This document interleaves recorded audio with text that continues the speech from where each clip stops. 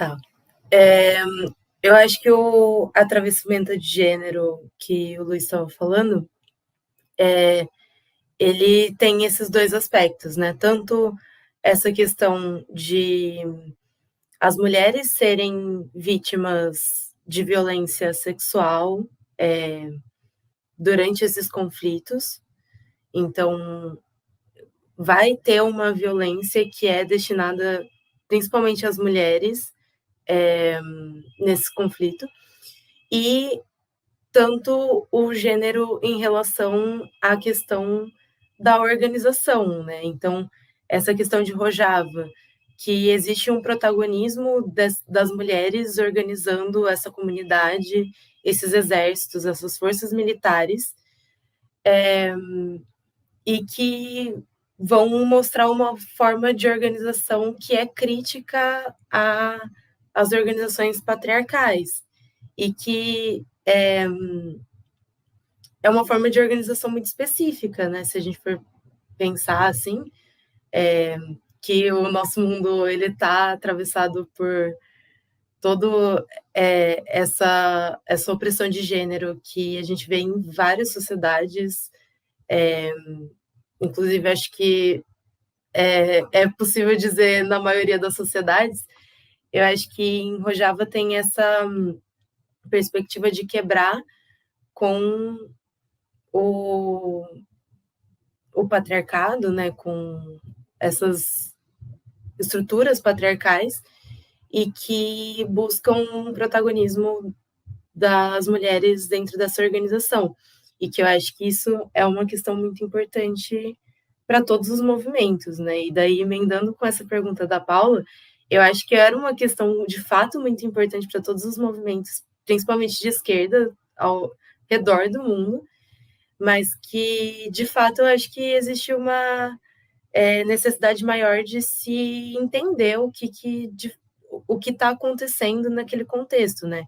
Porque eu acho que sim, é possível dizer que vários movimentos apenas se apropriaram dessa pauta sem entender, sem buscar compreender tudo aquilo que estava colocado dentro desse contexto histórico.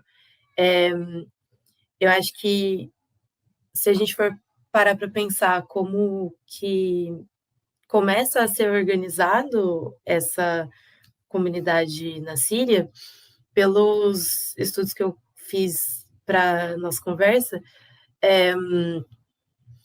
o, a força principal que está inserida ali é o PKK, que é o Partido dos Trabalhadores do Kurdistão, e ele surge, na verdade, na Turquia, e após os movimentos nacionalistas da Turquia, eles precisam se exilar e se reorganizar em outras regiões. E isso vai acontecer na Síria. E acho que no Líbano também, se eu não me engano. E deixa eu até confirmar se é no Líbano. Deixa eu voltar aqui, desculpa, gente.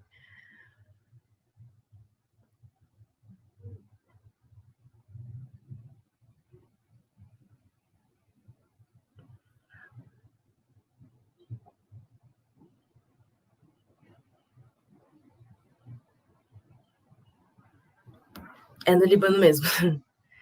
Então, o PKK ele surge na Turquia e depois quando surgem movimentos nacionalistas e que eles vão começar a ser reprimidos, eles se exilam e se reorganizam na Síria e no Líbano. E na Síria, eles vão se organizar ali na região onde hoje é Rojava, né? E o PKK ele é de inspiração marxista-leninista e posteriormente, acho que em 2006, tem uma reformulação teórica dentro do movimento e eles se afastam um pouco dessa teoria, mas trazendo novas novas perspectivas para o movimento, que eu acho que também é justamente da experiência histórica que eles estão vivendo, da especificidade, né? E então ele é de fato um movimento que surge com inspirações de esquerda, mas e depois ele vai ter uma reformulação dentro do próprio partido, e ele se descola, é interessante, algum dos artigos que eu li, ele vai falar que ele se descola dos movimentos de esquerda turco, por exemplo, porque os turcos não estavam se importando com a questão curda. E eles se descolam da política curda, que era, acho que pode-se dizer, hegemônica naquele momento, porque eles são um partido de esquerda, e os partidos curdos que existiam naquele momento eram partidos que tinham ideias mais conservadoras e patrimonialistas. Então, eles bebem um pouco das ideologias de esquerda e, ao mesmo tempo, trazem as reivindicações do povo curdo. Então, eu acho que é importante a gente pensar que, de fato, esse movimento ele está aliado a uma esquerda, mas eu acho que a esquerda internacional, assim, tanto no Brasil quanto em vários outros lugares, ela precisa compreender melhor como, como esse movimento acontece, o que de fato está acontecendo nesse contexto histórico, porque a gente ainda tem muito distanciamento desses temas, e existe uma apropriação que muitas vezes as pessoas não compreendem o que é o processo histórico como um todo, né? Então, é só uma questão de reivindicar o movimento por ele ter esses ideais de esquerda e por ele